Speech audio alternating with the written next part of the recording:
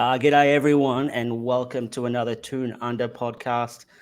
Tonight I'm your host Keegan. For some reason they've let me do this again with Dimmy. Dimmy, which part of Melbourne are you floating around at the moment?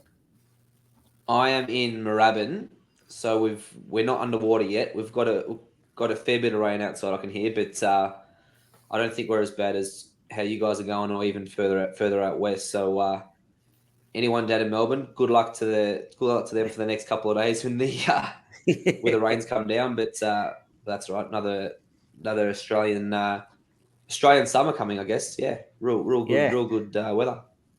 And tonight we have a special guest. We've got Tom from the United Pubcast, the Manchester United podcast based in Australia. Tom, how's things, mate?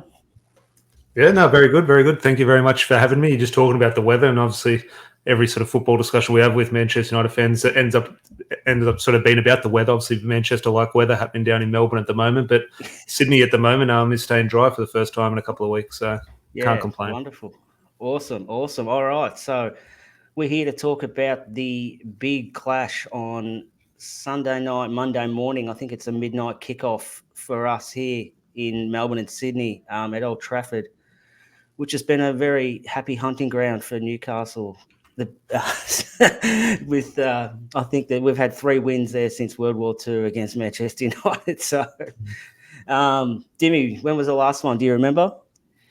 I do. It was Yohan Kebab with the first time finish in the far corner with the yellow stripe with the blue shorts. I remember that was The on the glorious Pardews. Brazil kit, yes. Glorious Brazil kit. It was a 1-0. I'm pretty sure from memory it was more of a smash and grab. I don't think we dominated the game, but it was. I don't think we've ever done that. Undominated games, yeah, No. yeah. We're not used to dominating games, but especially at Old Trafford, it was definitely a surprise getting the result and keeping a clean sheet as well. Back then, keeping a clean sheet was as rare as hen's teeth. So to get a 1-0 win was very good. Yeah, so that was in 2013, so 9 years ago. And since then, we've had our fair share of pastings. I think it's fair to say. I think it hasn't really been a joyful place to play, but you never know. Hopefully, this week might be a little bit more fun to watch. So, Tom, tell us a bit about you and your podcast and things like that. Yeah, so the podcast is the United Pubcast. Probably inspired. I'm sure Newcastle is the same, but it's obviously a heavy sort of fanzine culture. Sort of in England, and our sort of the biggest fanzine at Old Trafford is United We Stand, and United We Stand sort of had or still do, a regular podcast where they just have an iPhone after the game and they're sort of walking around outside the ground and just sort of getting everyone's thoughts. And that's the podcast I really listened to over the last couple of years. And a mate of mine, we sort of listened to that very closely. And we always used to go to the pub to sort of just catch up and sort of chat football. And it was one of those things where we got so sick of talking about football on social media, on Twitter and Facebook, and it's hard. You get into arguments and it's hard to reply, and it's just very messy. But there's nothing better than sort of sitting down at a pub and just chatting football. And we're doing it one day, and we just said, "Oh, United We Stand." We'll talk about that podcast, and he put a phone down, and we'll just sort of just the iPhone on the table and just had a casual chat and put it out there to a few people, and it just sort of grown and grown from there. And we've been blessed to have sort of many guests and sort of ex-Man United players and even club legends appear on the podcast. And obviously throughout COVID, we made the move from sort of a podcast only to the YouTube channel, and we're enjoying that now. So it is good. It is mainly just for Australian Man United fans, but we have had 1 or 2 guests from overseas, as I said, including some former players, which we've been blessed to have. But if anyone needs a bit of Aussie Man United content, the United Pubcast, we try and keep it a little bit more level-headed and sort of respectable than obviously some of the big channels you do see, and some of their reactions. I think we are quite sensible. I like to think we are quite sensible in regards to our reactions. And it has been a couple of hard years for Man United fans, so a lot of the discussion, unfortunately, has been quite negative. But the United Pubcast for anyone needing a bit of United content. Yeah, wonderful. Yeah, I think we're sort of cut from the same cloth, I reckon, aren't we, Dimmy? We try to be level-headed and rational and don't sort of go down the hot takes and clickbaity sort of stuff, except for Craig last weekend. That's as wild as we get. We had a guy on last week, Tom, who put in our group chat, if Newcastle score 5 goals, he'll bleach his hair like Bruno and Joel Linton did. And they were doing the live watch along Saturday night when that 5th goal went in. It looks like someone just ran over his dog. He's trying to be happy and sad at the same time. And credit to him, he done it. He went and bought his bleach the other day and looks a bit more like Donald Trump than Doesn't Bruno look or Joel Linton. But yeah, good on him for doing it. What sort of guests have you had on? Who's what like the highest sort of profile guests you guys have had on? I've developed a bit of a relationship out of this guy behind me, David May, with Champions League. He's been on a couple of times. Some Willie Morgan played in the 70s, Lou Macari, obviously a club legend. People like that. Willie Morgan, actually, I used to have a list somewhere. He'd been doing it for a while. And some obscure names. I remember everyone sort of knows him from sort of Premier League days in terms of he's a bit of a meme, unfortunately, but I had very good in-depth discussion with Luke Chadwick in terms of his problems coming through, in terms of he was obviously a very sort of bright prospect, but sort of made the headlines for the wrong reasons. He discussed his mental health. So discussions like that with some former players has been sort of, as I said, just blessed to have this little podcast here in Australia, just chatting with a few mates and see if 20 people want to listen to it, to end up speaking to Man United players who have won the Champions League and Premier League and stuff like that. It's been absolute an honour. Can't complain, as I say. Crazy. Who have you got on your hit list who you'd like to get on who you haven't actually had on yet? Yeah, it's interesting. Well, being at the moment, it's a big list. At the moment, chatting to, because obviously in Sydney at the moment, we're chatting. I've actually got a bit of a relationship with Dwight York. So halfway through this season, we're definitely looking to get Dwight York on the podcast. But names like that, like obviously you shoot for the stars and you'd like the names sort of roll off the tongue of who you'd like. But I think some of the best discussions we have had are those sort of obscure ones and players who have sort of Ben Thornley I've had on the podcast a few times, and we all know the class of 92. We all know Beckham, Giggs, Scholes, or the names roll off the tongue, as I say. Ben Thornley, he was a player of that group. He was the star player, but he got injured very early in his career, sort of career-ending injury. And he had a book called Tackled, fascinating autobiography. And some of his stories, he works for MUTV at the moment as one of the commentators, and he's always fascinating to chat to because we do know the names of Beckham, Scholes, and what they went on to achieve. Ben Thornley would have achieved those with those group of players, but unfortunately wasn't able to. So, and names like that, as I said, sometimes we have more in-depth discussions rather than just sort of go over the high-profile name. But as I said, enjoying it very much. Have you tried Bozza? Bozza's been on a few times. Yeah, no, Bozza. Yeah, he's part of course, yeah. He's part of the Man United Supporters Club up here in Sydney. He's a great guy. And look, he's a great guy. He jumps on whenever, but also gives some great insight as well. He's doing very good things up here.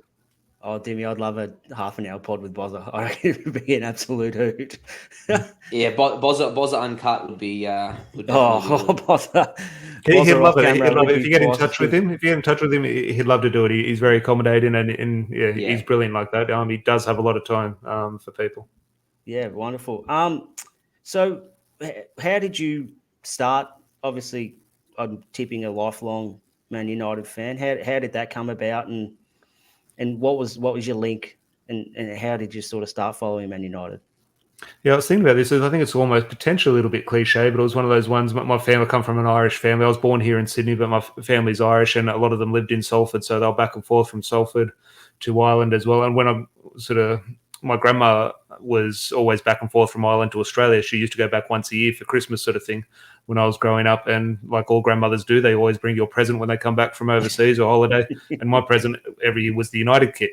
So as I was growing up, it was my first introduction to football was the red Manchester United kit or a Manchester United ball or a Manchester United videotape. She had a thing which I think all sort of women in that era, she had a bit of a crush on George Best. So I think she was always a big Manchester United fan growing up. And then obviously Ryan Giggs was a superstar back then coming through. And it was just one of those ones where I think everyone, or not everyone, but it's a very similar story. It was just sort of born into it. It didn't really have a chance. It was just the red team I supported. I didn't know about any other team. And then obviously when I did make the trip to England, it was my first ground I went to, Old Trafford, first game I went to, etc. And it was just one of those things that it's crazy when you do live as far away from Manchester as physically possible as we do here in Australia. Was born into it. It is just one of those things. Yeah, I'm sort of similar. My dad's side of the family come from Newcastle, and I was a young kid. Here's your black and white shirt, and I don't want to hear anything else. So, looking back now, it's interesting because that is sort of my journey in regards to it. But growing up, and I don't want to sound big-headed in regards to this, but growing up in sort of, I don't know, early 2000s when we're winning 3 titles in a row, God take me back to those days. It was one of those things where we did sort of get labelled a glory hunter, and it was one of those things, well, look, I didn't choose Man United. If I was to choose now, to escape that tag, I wouldn't mind supporting another club to see what it's like. Now we're going through those troubles now to feel what it's like to be a real football fan. So I am paying the price now, but I would have always had in the back of my mind to support a different club. Not that there was ever a possibility, but it was not hard. It was obviously as easy as anything supporting Manchester United as a kid. But in terms of the label, sometimes you got in terms of why you supported them on the other side of the world was sometimes tricky to deal with. But now we are paying the price over the last 10 years. Yeah, we're like the reverse, aren't we, Dimmy? We've had it shit for ages now. We look sort of things might be turning around. I've got a list here at home of the people who've been giving me shit for 20 years, and it's a lot of the boys who I go to the victory with, and they know who they are, and when we start winning things, they're going to be the first people I go visit. It's It's going to be good when we finally can turn the shit onto other clubs and not just suck it all up ourselves. Yes, I love blokes that keep receipts. If there's one thing I love, it's people keeping receipts. I've got him, mate. I've got him. Yeah. Tom, who was your favourite player when you were sort of growing up? Who did you look up to, and who were you running around in the backyard with your shirt on pretending you were? I think the superstar back then, in terms of, as I said, is on the front page of the magazines and the videotapes that used to be sent over, was Ryan Giggs. But then obviously when I started to sort of value and sort of appreciate what was happening, obviously Eric Cantona was the superstar. That was sort of my first real memory. My first memory was the 93-94 season, won the FA Cup final. Eric Cantona, obviously very pivotal in that. And then obviously probably that class of 92 group. So obviously David Beckham's, Paul Scholes, I think, in my opinion, has been the best player I've seen at Old Trafford. So to see him play his whole career at Manchester United. So he's the best footballer I've seen. But in terms of my favourite player growing up, in terms of taking everything into consideration, is Roy Keane. I don't think Roy Keane would get too much love on this podcast in regards to his playing days. But it was Roy Keane and that group of class of 92 coming through.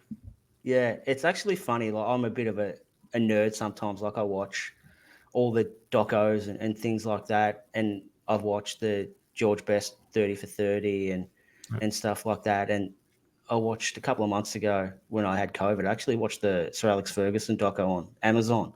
Yep. And yeah, look, because you're a young kid and you follow Newcastle, you don't actually really pay any attention to other clubs. So it's really interesting to go back, and there were so many, like, you remember the moments, like you remember the Champions League wins and the Premier League wins and stuff like that, but you don't actually understand the journey of how he got to where he got to. And then watching it was really, really fascinating. I think as older you get, your focus isn't as narrow-minded as it was maybe as a young fella or even a teenager. You get to appreciate things. And I just saw a post the other day about Thierry Henry, and Thierry Henry was speaking about something. I think that's fascinating insight, and I think I fully agree with him. I absolutely love what he's done there. But then I look back and think, I absolutely hated him as a kid. He was obviously he was the biggest rival, and I know he was a good player, obviously, but I probably didn't appreciate it because my hatred towards Arsenal and my dislike of him, I didn't probably give him the respect he deserves. Now I look back and think, maybe I wish I was 10 years older when Thierry Henry was coming through, not to like him or anything, but just to respect and appreciate what he was delivering. Because at the time I look at it and think, I didn't really sort of think about Thierry Henry and how good he was. He was just a bit of a pain. But I look back now, and I think a lot of people have that, whether that be towards Manchester United or other clubs. It's easy in hindsight. He was probably nearly your biggest pain in the arse, that whole sort of period when Arsenal and Man United were sort of going at each other. He was the one who was probably giving you the most grief. Hey, Dimmy, who was your most hated player from another team when you were sort of coming up following Newcastle? Long list, very long list. That's a good one. That's a good one, Keegs. Fuck, you've caught me off guard, mate. I'd have to say, look, my most hated team, it's not just because he's on. My most hated team was always Manchester United, because everyone at school was either following Manchester United or Liverpool, and they always used to give it to us. So definitely I think Roy Keane wasn't one of my favourites, and especially after one of their so-called incidents at St James's, probably didn't endear himself to a young Dimmy back then. But yeah, and obviously his history later on in life coaching the enemy, that didn't help either. So yeah, I'd probably have to say Roy Keane, but there is definitely a long list. But when you're as crap as us, I mean, you hate everyone because we're losing most games, and you can't really like anyone. You hate everyone. So it's Roy Keane. Let's say him. Do you like him now?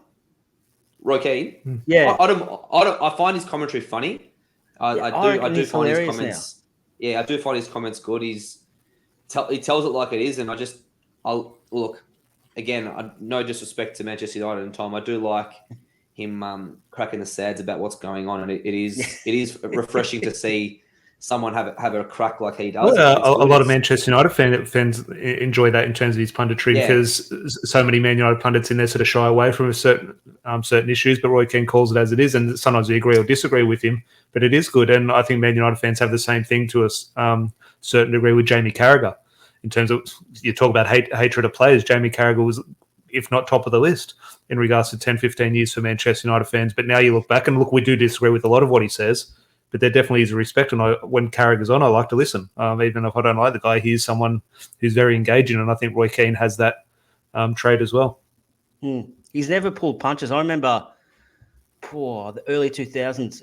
I was actually in the UK when he got the arse for that stuff that happened on the Man United TV channel when he's bagging out the youngsters. And then young, I didn't understand. And I think it was my second time over there, so I didn't understand the media and how big it is over there, really, compared to what we have here with footy or rugby or whatever. It's like front page, it's back page, and it's constant, like it's non-stop. And I probably didn't realise till a few years later, like how big of an incident that actually was. No.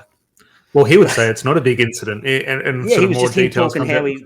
Yeah, that's just how he felt. I've spoken to players. I've been lucky enough to meet one or two players who are in that room as well, who he's potentially talking about, and they'll go along the lines of, yes, he was harsh, but we agreed with him. It was a non-issue for him, but there was the tension between him and Sir Alex at the time was already boiling. Was already had sort of gone too far, and this was almost the final straw. But a lot of the players said, okay, a bit harsh, but okay, it is what he is. He's captain, and to be honest, he's probably right. We probably just didn't want to hear the truth. But obviously, in regards to everything that was happening between the two, it was the straw that broke the camel's back. Yeah, he was just looking for a reason to kick him out, and that was it. All right, we'll fast forward a bit now.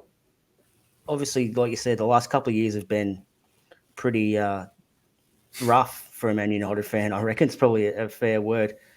What have you made? Forget about all the stuff with Rangnick and what's happened over the last couple of years. Let's just focus on this year. How do you feel the year and Ten Hag and how he started the season? I think he's been brilliant since he's come in. Now, yes, there's ups and downs, obviously, but in terms of the situation and the cards he has been dealt, it's obviously a very difficult job. Most people would say probably the hardest job in football at the moment. Maybe someone could say PSG or Chelsea, who knows?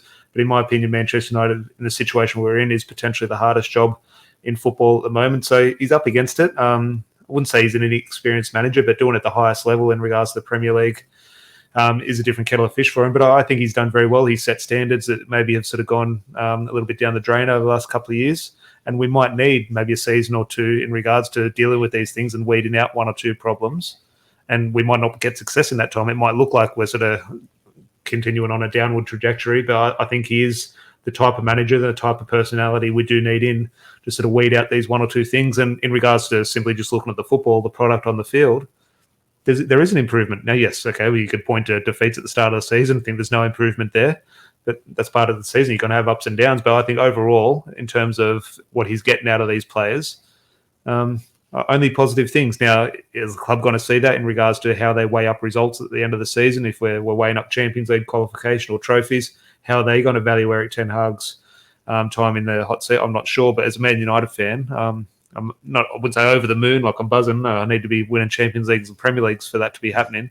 But given the situation we're in, I'm very happy with what Eric Ten Hag's done. Yeah, bullish about the future is probably a good way to put it.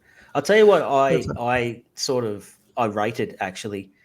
After that first Brentford game where it was 4-0 that first game, and obviously probably couldn't got off to a worse start as a new manager, when he called them in on their day off the next morning to do them extra Ks or miles, whatever they want to call it, like that's easy to say as a manager, and I'm sure he would have put people off doing that, but I think he would earn their respect when he done it with them. I think that I really rated that. Like you don't really hear much about that sort of stuff. Well, Especially we got the in sense that he, as I was speaking before we went on air, went down to Melbourne for the pre-season tour where Eric Ten Hag took the team in Melbourne in late July. And we got the sense a lot of us were outside the hotel sort of meeting the players, getting autographs, etc. Eric Ten Hag wasn't there. Yes, he'd wave and he'd sign 1 or 2 autographs potentially, but he wasn't there to make friends or sign autographs or anything. He looked 100% business. He's not, like you can imagine another manager sort of taking all the time. And look, you would have preferred Eric Ten Hag to take more time. He did sort of meet all the fans, but it was one of those ones where you really got the sense he's not there to make friends or anything with the players. He's there to win football matches. And sometimes you haven't had that sense with other managers. There's been other sort of issues around them where Eric Ten Hag is solely focused on the job. And as I said, there's so much that comes with the Manchester United job. Ralph Rangnick had 7 different jobs he was trying to juggle at once, and he forgot the football side of things. And ultimately cost him his job, and Solskjaer had similar issues as well. So it's a long season ahead. Who knows? We could lose the next 6 games. We're having a different discussion. But at the moment, what I've seen on and off the pitch by Eric Ten Hag, a lot of Man United fans are very pleased. All right. Well, let's see if this works. We'll just get the table up here. There we are. So you guys are 5th at the moment with a game in hand at least. You lost 2 games, didn't you, with the Queen? We had 2 games postponed. Yeah, I was actually looking at your recent results. It's actually funny. You've only played once at home in the last 5 games. Well, I'm looking for these. Well, actually, is recorded. That's league games, not Champions League or. No, we're having the discussion a while ago. We're looking forward to a return to Old Trafford. It does feel a while. I think the last game was Anthony's debut. Anthony's debut against Arsenal, which was a good win. Months ago. Probably the win was better now. Look, I think that's the only game they've lost all year. So you got to put a bit of credit in that. Dimmy, you're from an outsider. What have you made to their start to the season? Hot and cold. Obviously, they lost the first 2. Looked absolutely terrible doing it. Obviously, they had a good run. Started by beating Liverpool. That sort of kick-started them. I think they won 3 or 4 in a row. And then obviously they got completely battered by City the other week. So it's been a bit up and down, but I think with a new manager, you probably got to expect that. And there's a lot of changes still to happen, I think, with that starting 11 and squad. And that can't happen over one summer transfer window. So I think it'll be a bit up and down for them for the next 6-12 months, I think. Yeah. Well, yeah, I think City the only game you've lost sort of your last 5. I know they've been spaced out, like I said, with the Queen and losing 2 games there. But, I mean, you're in a pretty good run, like 4 out of 5. Yeah, I think, like you said, a bit of a shaky start to the season, but you've hit a bit of form, I think. It's hard when you look at that Manchester. If you look at an isolated incident, a Manchester derby, you lose 6-0. Or actually, it wasn't 6-0, it was 6-3. We always forget about the 3 goals. But you lose by 6 goals sort of thing in a Manchester derby, absolute disaster, end of the world. It was just one of those things like Manchester City just have it over us at the moment. Now, yes, we do have a decent record at the Etihad over the last couple of years, but if Manchester City play well, the type of team that Manchester United struggle with, so all those things combined, and you have to think it's not just Manchester City this year, it's Manchester City plus Erling Haaland. And when he's on it, what can you do? So, look, as painful as it was one of those ones, Man United fans just sort of shrugged their shoulder and said, okay, it is what it is. It's a bit embarrassing. If it was against Liverpool, I think it would have hurt a lot more. But against Manchester City, we can sort of get over it within a day or 2. And that's no disrespect to Manchester City, but that's sort of the relationship between the 2 clubs. They're just more annoying and sort of painful. But other than that, I think, look, there was a bounce back year. Talk about that 4-0 defeat at Brentford. First, the return match after that was Liverpool, and Manchester United bounced back. We had that defeat against Manchester City. Embarrassing, then we bounced back with a win away at Goodison Park. So Eric Ten Hag has shown the ability to get into the players and sort of not dwell on these defeats, which hopefully is a good trait to have. Yeah, I think it's really important too. Like, obviously, the Man City game wasn't great, but you've beat Arsenal, and I think if you can get points from teams around you near the top of the ladder, and obviously pick up your wins against middle of the table teams like Liverpool, I mean, that's going to keep you in good stead.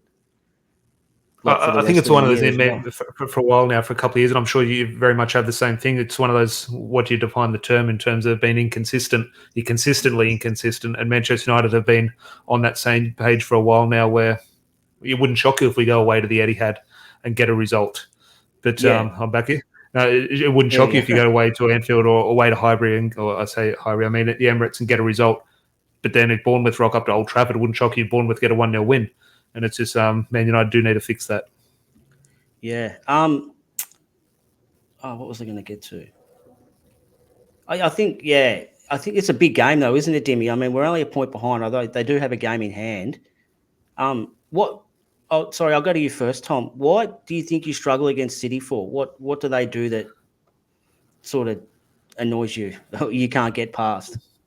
They make you run, and a huge thing we have sort of looked at questioned the players over the last couple of years is their effort levels. And if we don't have the ball, that obviously makes a defending team run, and sort of a lot of our players haven't put the effort in that's required over recent season. I think that the way Manchester City move the ball, you look at our players, they're sort of flair players, your Marcus Rashford, your Bruno Fernandes, they want to get on the ball, they want to make things happen. Things aren't going their way in regards to, okay, the other team's got the ball, we have to do stuff we don't want to do. It's not suited to their game. And I think when you do that and suddenly the greatest, or let's say greatest, the best team in the world at the moment, in my opinion, are on song and they're playing well, I think it's just a natural thing, and not to really criticize the players too much, but when you're going to feel inferior, you're going to feel, oh God, how can we stop this? There is no stopping it. And I think it was just a case of a team not up for it against the best team who was up for it. It was a sort of capitulation sort of thing. So it's one of those things that almost like boxers have those fights, like styles make fights sort of things. Certain boxers will sort of prefer a style against this type of boxer. And I think Man United against Manchester City is potentially one of those. Who knows? But at the end of the day, you don't want to give, personally, I don't want to give Manchester City too much credit. However, sometimes you might just have to sit back and just look at them and think, well, they've got things right on and off the pitch, and it's showing. Dimmy, listening to that, do you think we've got some attributes that might cause them some problems? Yes. I really know. To give you a longer answer, yes, I think we do.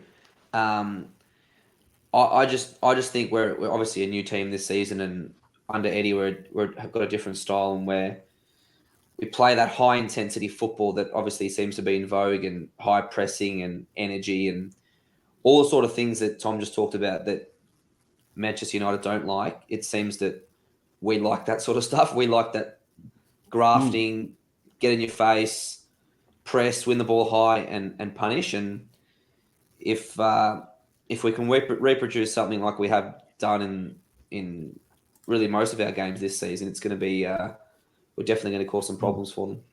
Yeah, I was sort of thinking the same sort of thing along the lines when Tom was talking about that. I think, and we like teams that come at us because we can sort of get in their face and catch them on the break. We're really quick on the break. So, yeah, like you say, styles make fights. I think this weekend's going to be a really, really, really good game to watch. And I think there's a lot of different ways this could go. And unfortunately, I probably won't be getting up because I've got work the next morning, but I'll be interested to watch the replay when I get home to see how it all unfolds. We'll go to you've given us your predicted 11. Now, this is very hard given you guys are playing Europa League tomorrow morning, our time, so things could change. And I don't think anything's guaranteed yet in that group, is it? No, you're not in a tricky spot. We're obviously, well, I say obviously, but we will qualify. But in terms of the ambition to try and finish top of the group, obviously gives you two potential less games in the group, and you avoid the Champions League teams dropping down. There is a strong chance we do finish second, but I think that is not out of our control, but that's not sort of crossed off until match day 6. So our next 2 games are against a team from Cyprus and a team from Moldova at Old Trafford. You'd think we'll get 6 points from those, and we'll sort of cross the hurdle of finishing first. A little bit later in the month. All right, we'll get your team up here. So looking from the last weekend's game, Ronaldo in. Is that just due to injury?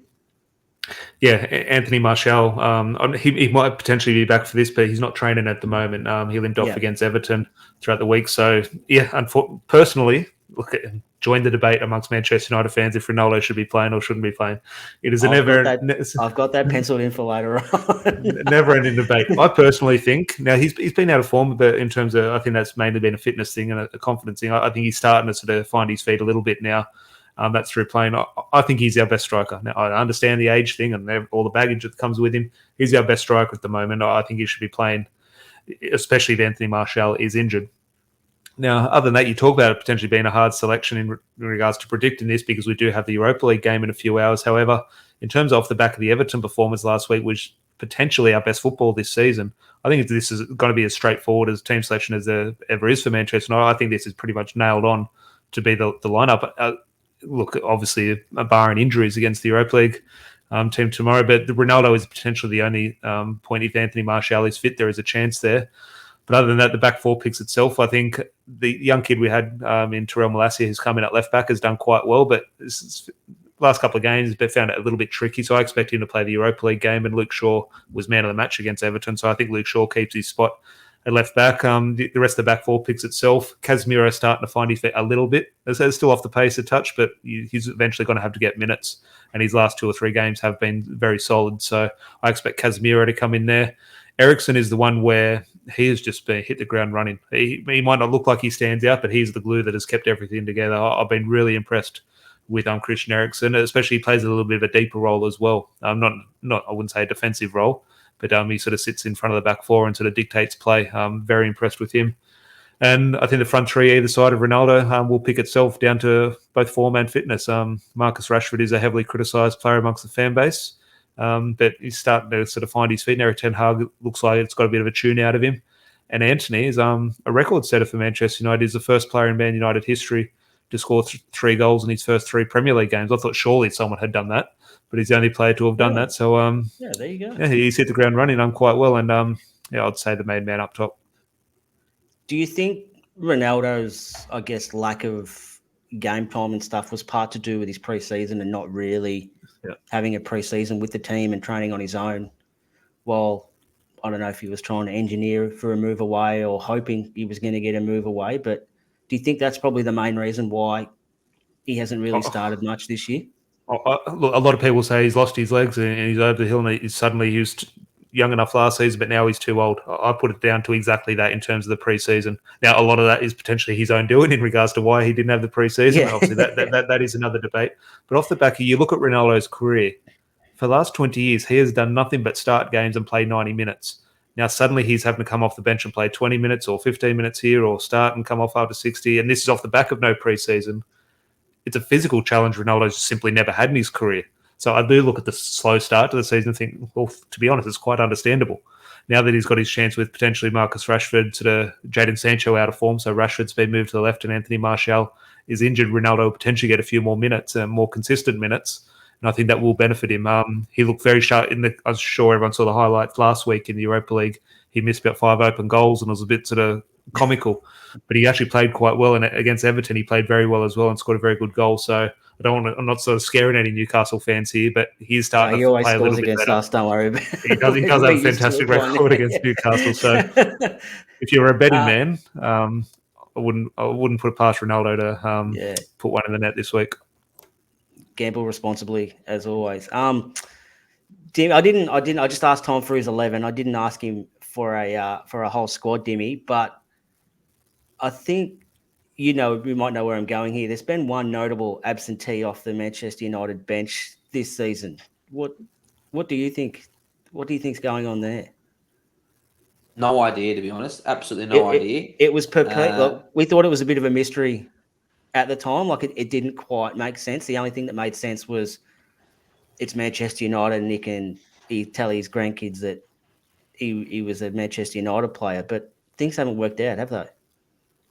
No, and when he missed the first Europa League game and he wasn't starting, you thought, okay, so he's gone to Manchester United to at least play the cup games, and he wasn't playing then. That was interesting. He missed the second one. We're thinking, okay, something's not right. So, look, it could be an innocent explanation. The guy could have an injury. He might have done something behind the scenes that we don't know about, and they refused to play him. Who knows? But it looks very strange from our perspective. And, obviously we haven't lost much with Popey in goals, but very strange choice. It does sound a bit fishy in terms of who orchestrated the move and why it happened. It doesn't seem like Man United are too keen on giving him a run. Maybe Tom can fill us in a bit more. Yeah, Tom, do you have any intel or anything? He did pick up, I think, a little bit of a knock where he's potentially out for 1 or 2 weeks. It wasn't a serious injury, but he said it wasn't available for 1 or 2. I'm not sure if they coincided with games he was potentially going to play. But it is hard in terms of it hasn't really dominated much discussion amongst Manchester United fans in regards to the goalkeeper debate is regarding Dina Henderson, who is obviously on loan at Forest, and David De Gea. I think Man United fans is just sort of accepting of the Dubravka signing to be, it is what it is, a reserve goalkeeper. Like in terms of, yes, you would think he'd play in these games, especially, and there is a very good chance he will play against Ammonia in a couple of hours' time. Very good chance. I've gone with David De Gea because I think Ten Hag is still trying to potentially sort of top that group, so he's still going to try and keep it as strong as possible. But in regards to, I never put too much weight into the reserve goalkeeper situation in terms of David De Gea is clearly the number one. If he has a bad game and Dubravka has a good game, De Gea is still going to come in the next possible opportunity. So it's one of those ones where I think he'll definitely play in the game against Sheriff. That'll be about 2 weeks' time. And I think we have Aston Villa in the League Cup. Now, if he doesn't play against Aston Villa in the League Cup, that is when we can have a serious discussion. Okay, what was behind this move? As you say, but a reserve goalkeeper for Man United fans, it hasn't really generated too much discussion. All right. It's no, I know it wouldn't from you guys, but it's just an interesting point from us as to why, like, what's the motive? Like, obviously he was never going to play. We knew that, but he could have still fought for his spot with us. Like, it wasn't. I think it's hard, as you say, as you both said there, in regards to sort of what you want on your resume at the end of your career. It's one of those things. If Manchester United did come knocking, and this is not to sort of talk down to Newcastle, but if you're at Newcastle and sort of potentially fighting for your spot there, and Manchester United come knocking, you want to sit on the bench for top wage and just sort of sit here and get this on your CV and earn a bit of money. If you're going to be reserve keeper wherever, you might as well do it at Old Trafford. And I think that is a huge selling, rightly or wrongly. I think that is a selling point to a lot of goalkeepers. That was pretty much the only thing we could think of as when we spoke about it when it happened. Dimmy, I'll get our team up that you've given us. Do you want to quickly run through it for everyone? I can. So we've got Popey in goals. We've gone Botman and Shah at the back. I think that's nailed on. Trippier, obviously, the captain and right back. We've got Target in this lineup. It's harsh on Dan Burn, but I think with the pace that Man United have on the wings, probably wouldn't suit big 6'7" Dan Burn. So we've gone with Matt Target at left back. The midfield, I think the Brazilian duo will be reunited. Joe Linton will come back in. Obviously, Bruno and Joe Willock, who's I think started and played, I think every minute of every game this season. So he must have some sort of engine. But and up front, we've gone with obviously Wilson will be up top, Miggy on the right, and I think it's a good time to announce ASM back onto Manchester United after his performance last season against them. So you're happy to get rid of Murphy after a great game and finally getting on the score sheet last weekend? You're just going to dust him off and have a seat?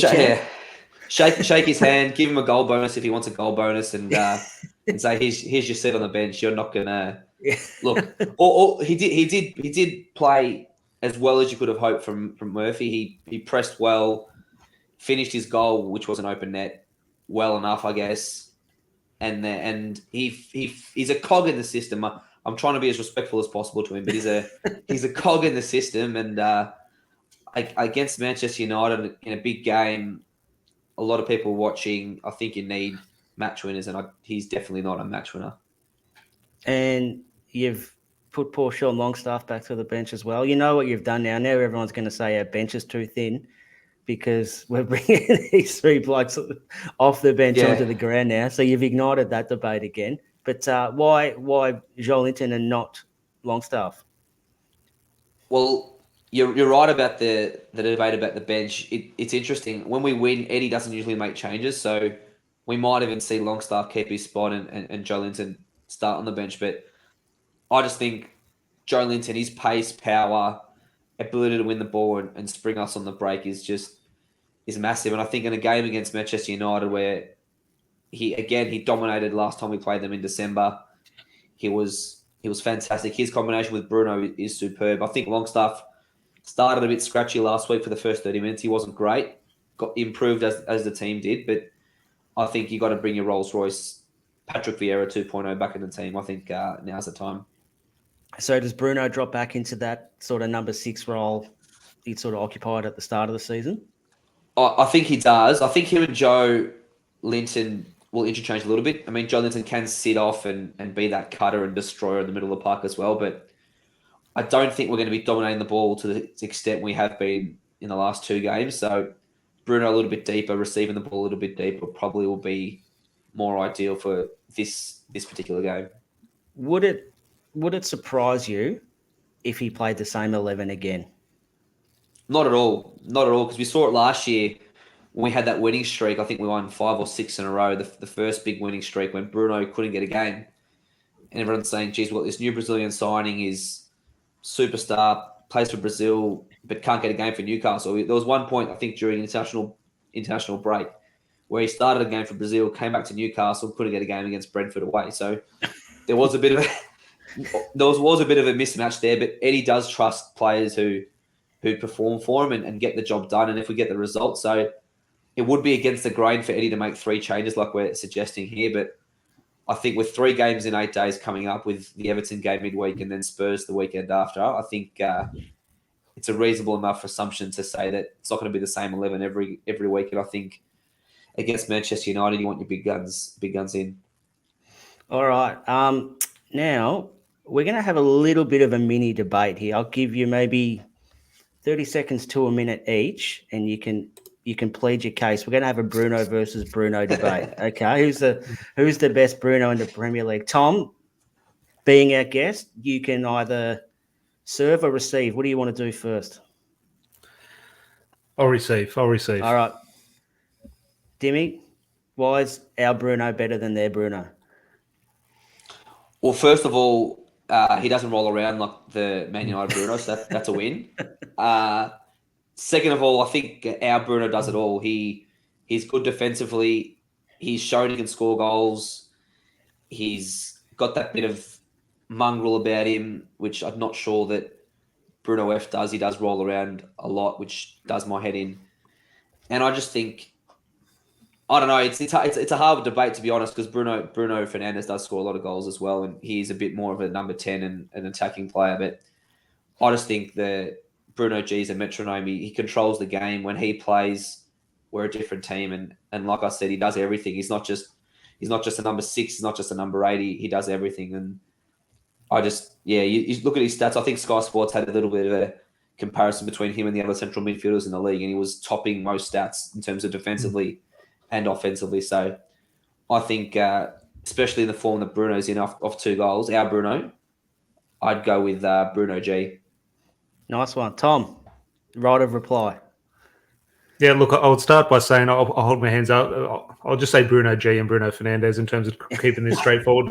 Obviously, a very, very good player and taking nothing away from him. And if someone prefers him, I think that is a valid opinion. But I think why Bruno Fernandes is held, and look, he does create a lot of frustration amongst Manchester United fans, but why he is held in such high regard amongst our fan base is we've had great players who have come to Manchester United before over this last 10 years and have done nothing.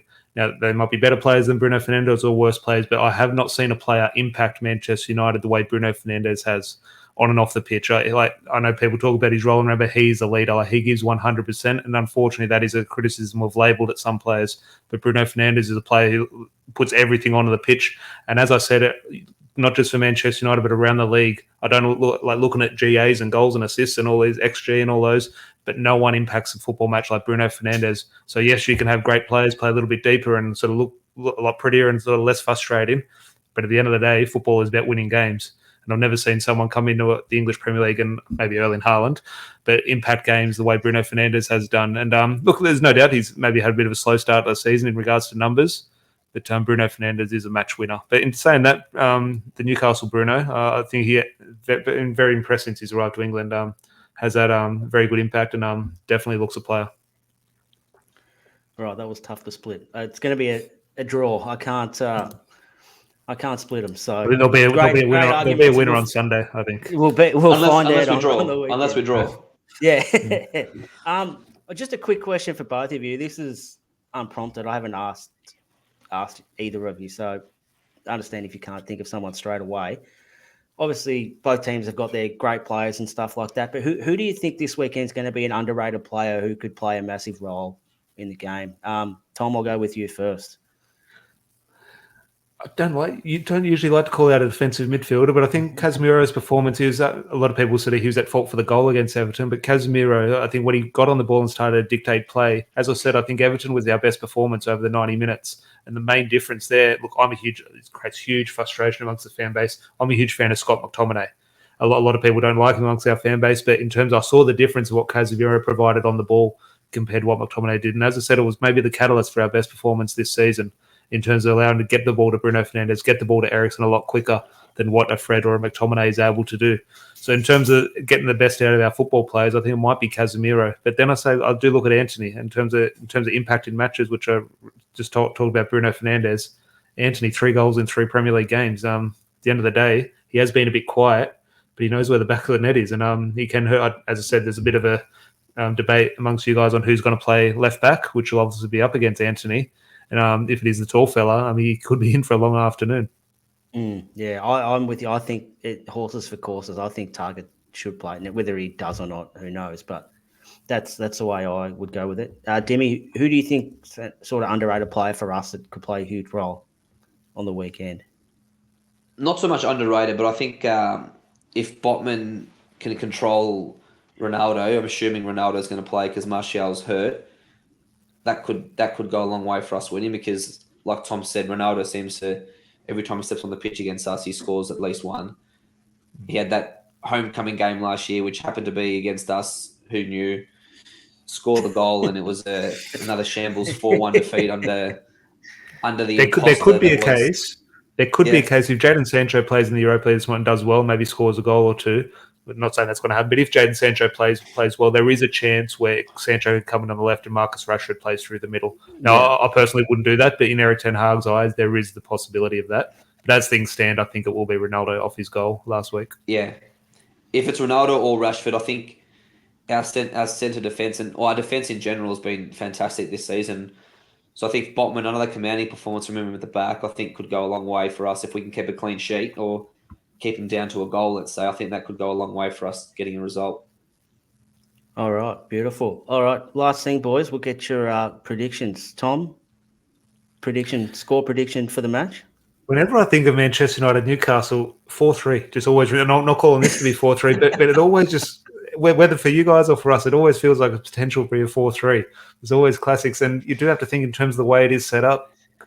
Who knows? It could be a 0-0 draw, it could be a sort of 7-goal thriller, who knows? But I do think there's goals in it. And look, as the Man United fan, I'll go 3-1 United. I do think United's defence has been good this season, but in saying we have been good, we have been conceding goals. There is, I wouldn't say a mistake in us, but teams are able to get at our back four at times. So I'd say Newcastle will grab a goal, but I am weirdly, as a Man United fan over the last couple of years, I am weirdly confident over this one.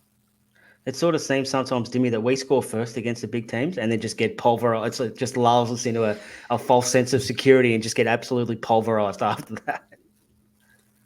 Yeah, we've had a few games like that, especially pre-Eddie Howe, where I think we scored the first 2 against Man United previously, and we were 2-0 up and ended up losing 3-2. So even if we do score first, I won't be counting my chickens and saying we're home here. It's going to be a long 90 minutes, or if it's the Anfield timekeeper, a long 98 minutes. And I haven't forgotten about that. And there's my receipt. I can't wait till it comes to St. James's. But I think we can all drink Klopp's tears. I think we all enjoy a nice cup of Klopp tears. Killing me. He's killing me, that bloke. But no, in terms of prediction, I'm usually a pretty confident bloke as it is, and a pretty confident supporter with my predictions. And probably the first time in my lifetime I can remember going into a game at Old Trafford thinking that we're a genuine chance to win, and not just hoping that we're going to get an arsey 1-0 win or fluke a 0-0 draw. I genuinely think we can win this game. And with Man United having a big game against the Cypriot team tonight, they might be a bit tired, a bit rusty. We've had the whole week to prepare. I trust Eddie Howe's tactics, and I trust that he's going to have a plan to get the result. And I'm going to predict a 2-1 win at Old Trafford with Callum Wilson to score 2. Nice one. For the record, I don't share your confidence at all, Dimmy. I'm going to go for a 2-1 You never do, loss. mate. You never do. Nah, a A 2-1 loss. I don't think we'll get blown out. I don't think that we play like that anymore, and our defense has been pretty solid all year, apart from that Man City game, which was pretty frenetic, and it was honestly one of the best Premier League games I've watched in a while, just for entertainment, and the actual way the game was played was really, really good to watch. So, yeah, our record, 3 wins since World War II doesn't exactly fill me with confidence. So, I'd love to buck the trend, but I just can't see it happening. So, first of all, thanks very much, Tom, for jumping on with us tonight. Really appreciate it. For everyone watching or listening, the United Pubcast is available wherever you get your podcasts and YouTube and stuff like that. Is that right, Tom? Yeah, no, on YouTube, and all our match reviews do go up onto the podcast app, so iTunes, Spotify, SoundCloud, etc. But no, just from me and the Pubcast as well, thanks for having me. As I said, I was talking to a few of the boys before we started recording. Manchester United, Newcastle, as I said, in terms of my story growing up, supporting Manchester United, this was one of the games. This was one of the Premier League classics, whether it be just the sort of iconic kits, a red kit versus a black and white kit, and obviously the classic players, the classic results. As I said, every second game seemed to be 4-3. And Newcastle, well, both clubs have had sort of a tumultuous couple of years, but it does look like this game can sort of go back in that big game category, and might take a while. You'll obviously, I'm sure you debate it every week on sort of how soon it's going to take you to arrive at that top table, but it does. I'm glad. Look, I don't want anyone to take our spot there, but I am glad that it's a club like Newcastle potentially coming back into that category. No, we'll happily take someone else's spot. We don't care whose spot we take, but could be Liverpool we just at want the to moment. take. I'll take Liverpool. We'll take Chelsea. It doesn't matter. We'll just take whoever we can. So, once again, Tom, thanks for your time tonight. Dimmy, thank you very much, mate. Cheers, mate. Stay dry. Hopefully, no damage, and we can all go about living our lives tomorrow. For everyone watching or listening, please like, comment, subscribe. If you like this video, give it a thumbs up on YouTube. It really helps us. And if you're listening, give us a review, preferably a 5-star one. If you're going to be nice to us, that really helps us as well. And we'll see you guys for the review show, which should be probably Monday night now, our time, given the Sunday afternoon kickoff. So once again, thanks everyone for joining us. Tom, thank you again, mate. I really appreciate it. Dimmy, thank you very much. Enjoy your match on Saturday night as well, mate. Hopefully get another 3 points and stay where we are. Fingers crossed. Thanks for listening, watching, and good night or good morning, wherever you are. Good afternoon, whenever you're listening. Hope you enjoy it. Thank you. Cheers, mate.